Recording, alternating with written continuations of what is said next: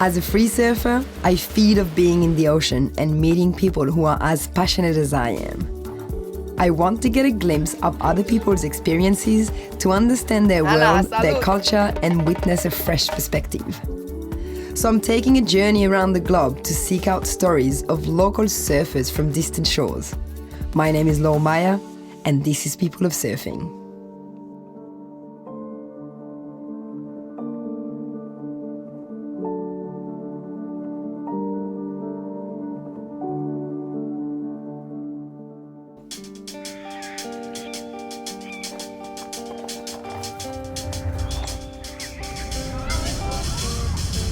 La communauté surf au Sénégal s'est grandie ces 10 dernières années. Oui, les filles c'est un peu plus dur parce que ici c'est un peu compliqué. You are in Senegal, like for the girls usually it's not like to go into the sea, so it's difficult for them to have the opportunity to have parents who accept that. We feel like we are in the very start of it's the baby of surfing now here, what we are seeing, no? L'océan est régulièrement et quotidiennement agressé. Ouais. Parce qu'on jette tout dans l'océan. Okay. Et on pouvait ne pas le faire. Aujourd'hui, l'océan, c'est vraiment mon avenir. Parce que c'est là que je travaille. J'ai envie de faire du surf parce que je vais représenter Sénégal, être la championne du monde. Ça, je rêve de ça. Et j'espère que je n'ai pas arrêté. Je pense que je n'ai pas arrêté. This is so good. So it was hard, like the parents were kind of like not very keen, and she said like sometimes because she was playing rugby, she would sometimes go to her mom, I'm going training rugby, and instead she would come here and surf. That's so good. Ah ouais, donc c'était compliqué quand même avec vos parents au début, non? After experiencing such rich surfing history and culture in Brazil for episode 2, we knew it would be hard to match. So for this new episode of People of Surfing, we chose to explore a completely different community in a continent where surfing is still quite marginal, seeking diversity, culture, and of course, perfect point breaks. With all that in mind, we landed in Senegal. Situated on the most western edge of Africa, the waves here wrap around the peninsula from every direction and much of the coastline remains unexplored. The deeper we get into the People of Surfing series, the more I've come to learn that ingrained in each country lies the history of natives who've carried ocean traditions for centuries. And this place is no different, with accounts of the indigenous Lebu people racing their fishing boats on unbroken waves since day dot. Given the powerful West African surf conditions, their traditional boats called pirogue were specifically designed to surf larger and steeper waves. For generations, the ocean in Senegal has revolved around fishing, working, and surviving. For fishermen, it was never a playground. With surfing now presenting as a new chapter, the energy building around it, especially with the young upcoming athletes, is something to be excited about. For this destination, I've invited my good friend, talented surfer, and iconic surf adventurer, Kepa Acero, to join me for the thrills and, more importantly, the spills. That's good. I wasn't expecting that, but... Kepa has traveled to Senegal before, so I knew he'd understand what really drew me here. I mean, the memories I have in 2013, there was already surfers, but I saw these days there was like real athletes. In many places in Africa, they see the ocean a place to work, but never as a place where you can actually have fun, no? Although this was a surf trip, anything could happen on the other side of the world. And maybe that's what made it so appealing. This one wasn't just about the waves. 35 hours deep, probably like 10 to go. Get us out of here.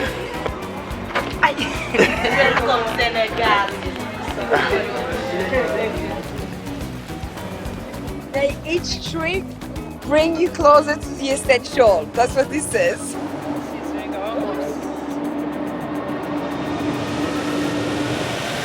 Now, I have to say, I wish it was all smooth sailing and an easy journey to get here, but I'd be lying if I said it was. After over 50 hours of travel, we finally arrived. Oh, we did it! Yeah. We did it, guys.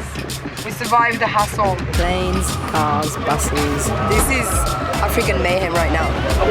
Right, okay, cops are here. Cops are here. Dead serious. Small boats, big boats, and a little bit of heckling. You can only imagine how happy we were to be greeted by some dreamy little waves. It felt like this country already had something to say.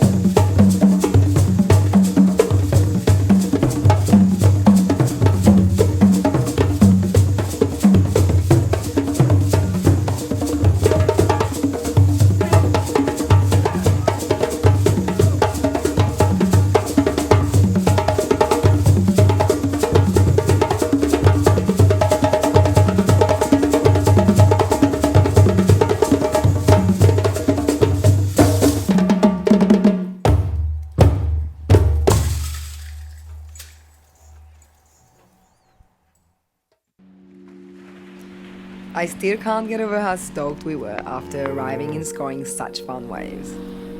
It felt like the world was telling us we were in the right place.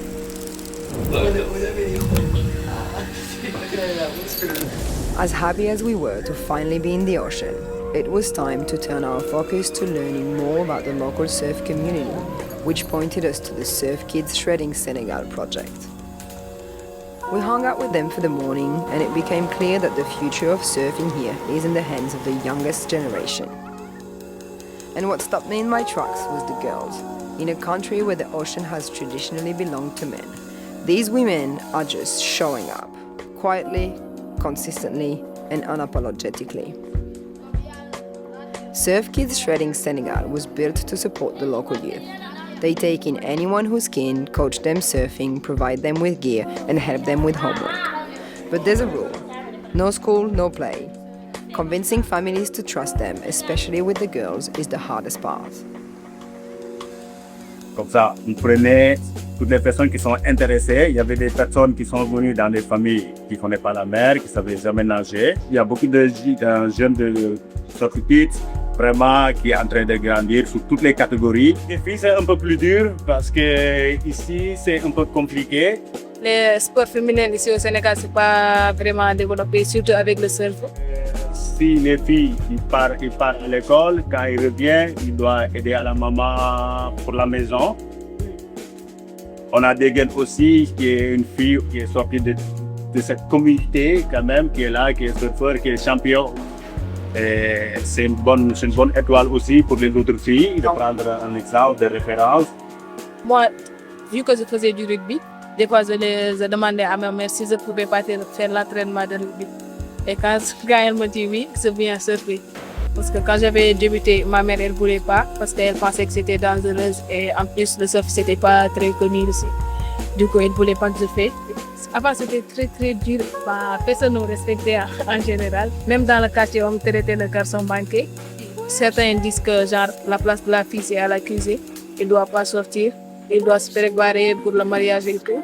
Du coup, pour moi j'étais contre cette idée-là parce que j'étais sportif. Pour eux, genre, c'est seulement les hommes qui doivent faire les choses, qui doivent gagner, qui doivent amener l'argent et tout. Alors qu'avec les filles, ça peut être possible, mais ça va être difficile, mais ça va être possible. After meeting the kids, it became clear that the young generation is more determined than ever to break into the world surfing scene, and their drive to represent the country at the Olympics blew me away. Un jour, quand je suis devenue championne du monde, j'ai bien vous aider. J'ai bien soutenir Sénégal, j'ai pas laissé tomber. The talent in the water is absolutely undeniable, but what they're craving is better surfing equipment and financial support to be able to travel to international competitions. We've been here for about a week now. At first, it felt a bit chaotic and we were still adapting. But somewhere between the surf checks, the taxis, the 9-hour ferry that turned into a 16-hour bus ride crossing countries and borders, it clicked. Nobody's actually ever late for anything here. If everyone's just running on African time. Finalement, le bateau va partir sans passagers. We're taking the bus. The boat has overflow in the toilets. We're catching the bus instead, going via Gambia, and we're gonna have to bribe the police on both borders because we've got European passports. This is the African journey starting, guys. Welcome to the African show. This is all the water we've got left. We don't know what we're gonna eat. No time to shop. This is African mayhem right now. How about across the border? There's police everywhere. Right, they can. Cops are here. Cops are here. They're serious.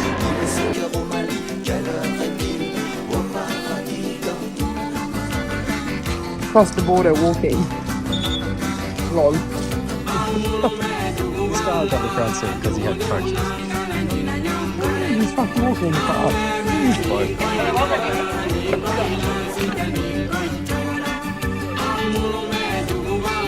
It's 2 a.m. We just made it. Oh, that was so uncomfortable. And this is our taxi, it's the smallest car in the world. This is a free setup. Going to the back. And I don't know if we're gonna fit in there.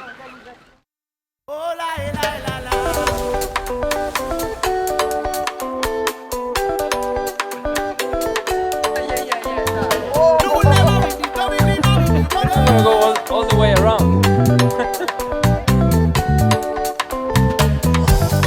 Oh, you got pitted. Proper pits. So clean, eh? It's gonna be a lot of fun for sure.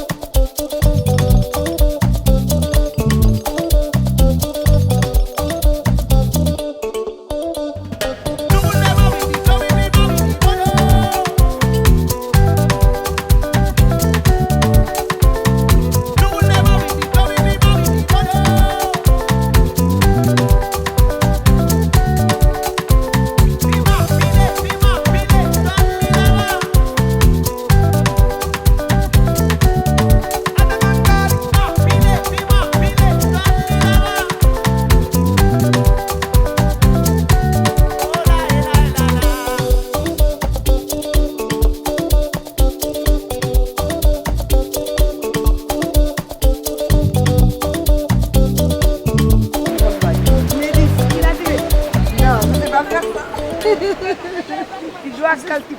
Je fais du longboard, moi. Non, ça c'est pas un longboard. Hein. Ah, longboard, normalement. Ça c'est mon shortboard. It was super fun. Like we actually scored. They were saying there's no one out there. Like yesterday was so much busier. And Dude, how was your barrel? fun. Did you see that? Was it a barrel?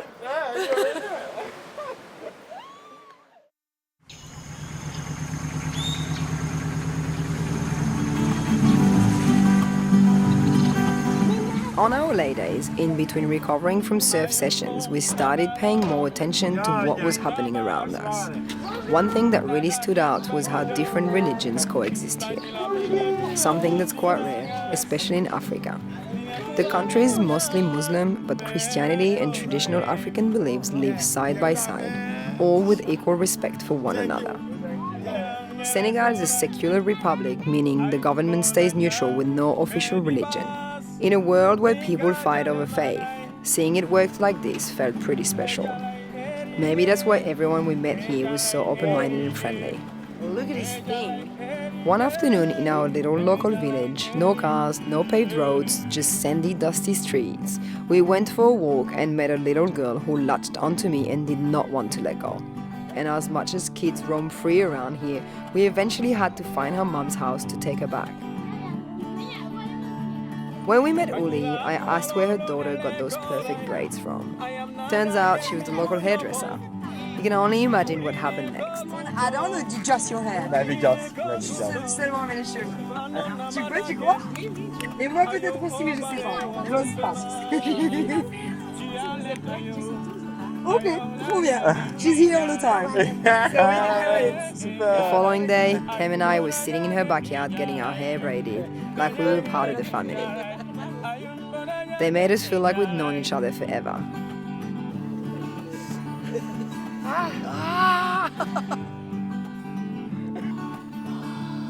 So much hair. Hey, buddy. Oh, it's to make them shine. Oh, perfect. Vous êtes prêts? Vas-y.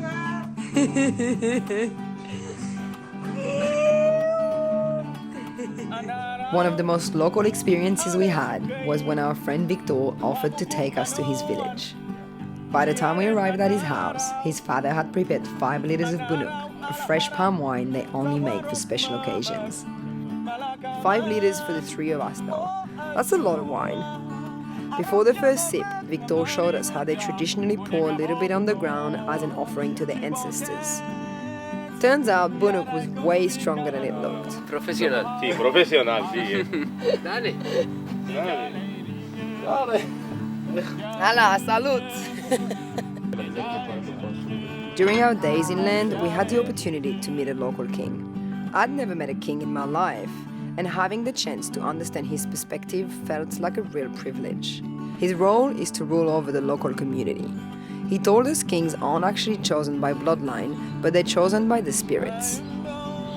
He was one of the most educated and wise people we met on the entire trip, and we got to ask him so many questions about Senegalese traditions, beliefs, local politics, and of course, his view on the ocean.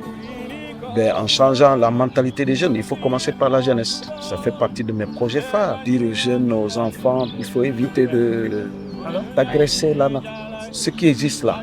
C'est ce qui existe dans l'océan. Les gens pensent que l'océan c'est une poubelle, il faut tout jeter dedans. Comme je l'ai dit, même les grandes puissances, c'est comme ça qu'ils font. Vous savez, l'océan n'est pas méchant. Hein? Quand les gens disent, oh, moi j'ai peur de l'océan, tout ça là. Quand on le maîtrise, quand on le connaît, on peut s'y amuser, on peut faire tout ce que l'on veut dans l'océan. C'est une très bonne remarque. Ah oui.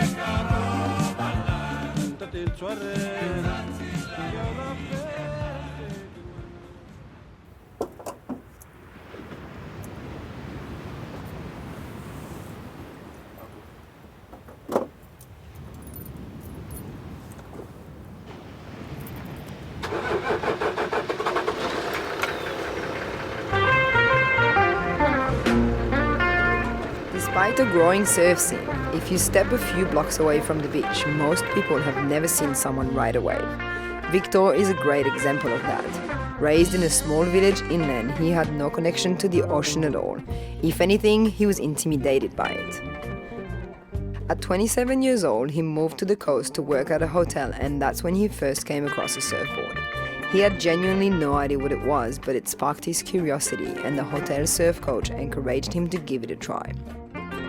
He recalls falling in love with surfing from the very start, but he knew his parents wouldn't accept it unless he could make a living from it. So he chose to hide it from them until he eventually built his own surf business, where he could support his family, provide jobs for some of his friends, and offer free surf lessons for the local kids. J'ai eu peur, je savais que si j'en parle à mon père, surtout ma maman, elle va me dire non, c'est pas une bonne idée parce que l'eau est dangereuse et tout. J'ai laissé tomber, ils pensaient que j'étais toujours barman. Et moi, je faisais du surf en fait. J'ai commencé là où je suis, il y avait rien, il n'y avait pas de toit, et j'étais comme ça au soleil, il n'y avait pas d'eau, il n'y avait pas de toilette, il n'y avait rien quoi. Premièrement, j'ai acheté une planche. Je prenais la planche, je marchais tout le temps le long de la plage, de là jusqu'à l'Hibiscus, pour chercher des clients. Ouais, donc j'étais tous les jours comme ça. Aujourd'hui, l'océan, c'est vraiment mon avenir, parce que c'est là que je travaille. Donc c'est là ma vision, ma tête est dans la mer, quoi. Okay. Ouais, j'adore. He said it's my future. The ocean's my future. He sees it that way. It's beautiful. I think it's beautiful the way they see surfing. No? It's very pure and innocent. No? Just having fun with the waves. When I saw yesterday those kids with a piece of wood having so much fun all together, it gives me a lot of inspiration, because the basic of surfing, it's that, you know, going out with your friends and having fun in the water. So it's the basics. Yeah, the like basics of surfing. It's so much fun, you know? Yeah. Like yesterday afternoon, we were you and me and Cameroon, friends in the water, having fun. Like we are like those kids with the wooden pieces. I don't know if that makes sense, but watching Cameroon, you know, looking at the waves and like screaming, and I was like, fuck, this is it. You know? Yeah.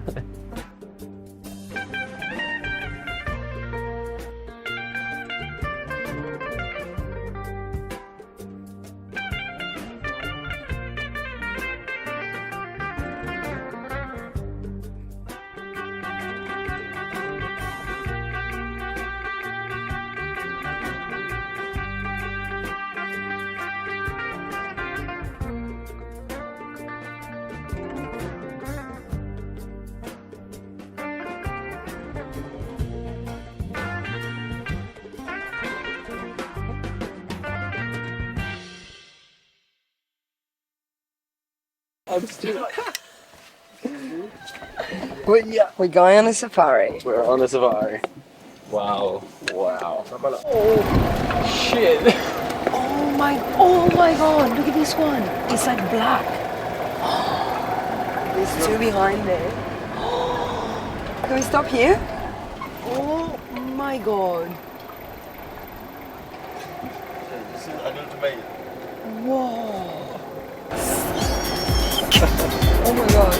Oh. They're everywhere. So cool. Whoa. Whoa. Are you kidding?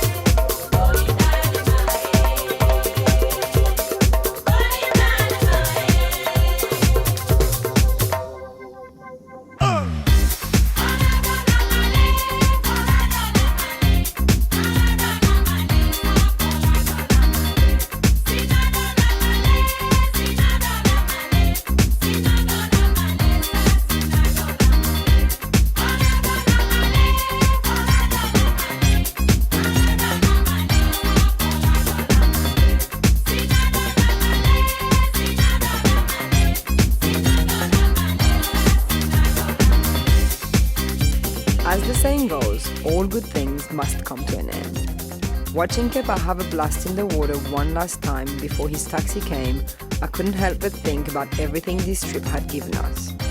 Kepa was a gem to travel with, and his ability to have fun no matter the conditions is something I genuinely admire.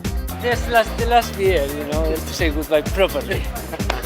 Kinding kandang!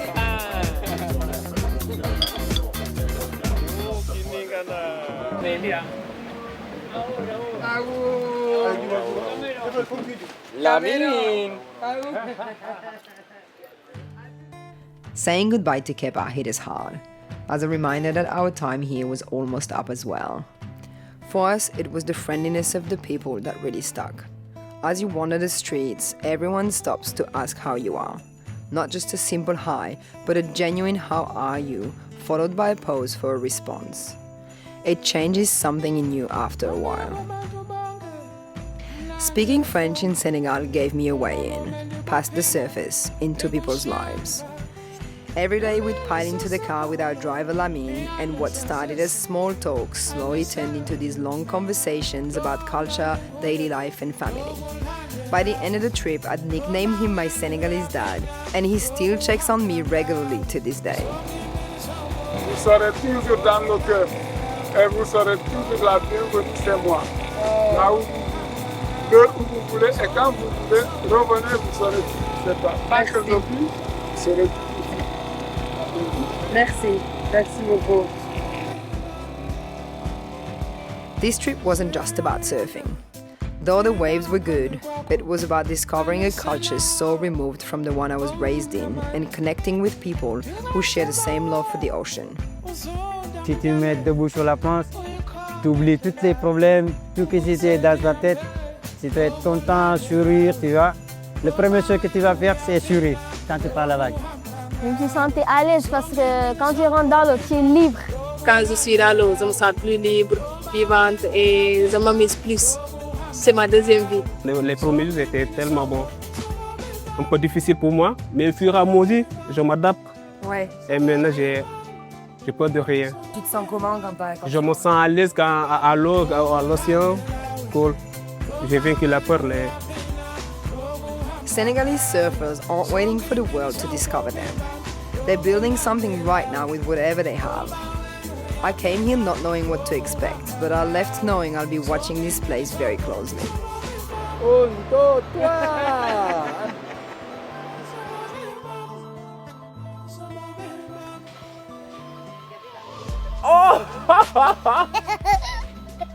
Traveling for me has always been about the people. The new friendships, the moments you share that stay with you long after you've left. And as I head home, that's exactly what I'm taking with me. The laughs, the love, the kindness, and the solo sessions in the middle of nowhere that will forever be ingrained in my memory. À bientôt, Senegal. I'll be back.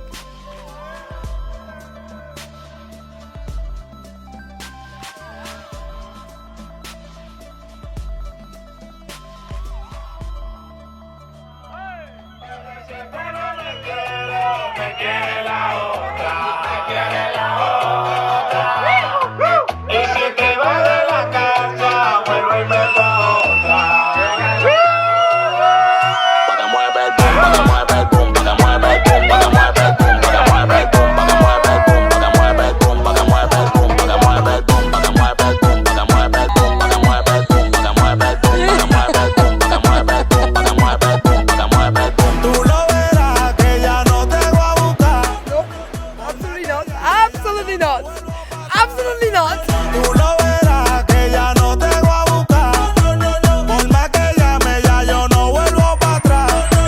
Me voy a mudar pa' Dubai, pa' tener 12 mujeres. Yo le pregunté a Danilo que porque aquí no se puede. Y me dijo porque son celosas, te dan tu fuetazo por cualquier cosa. Son rabiosas, peligrosas, pero con la dominicana se goza. Pensaba que yo me iba a morir. It's the moment my arms, you know, I'm like a hobby. Que si no era contigo no iba a ser feliz. No iba a ser feliz, ay no.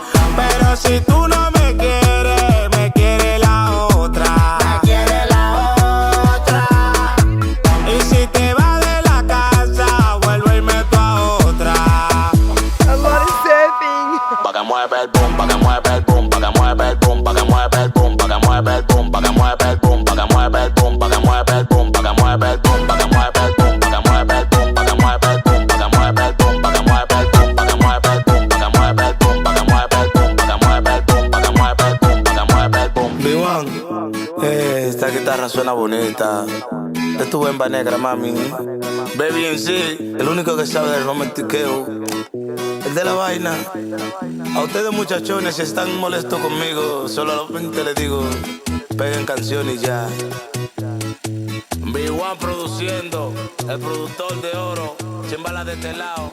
Chari la jefa, la que controla chimbala de este lado, el quita de lado.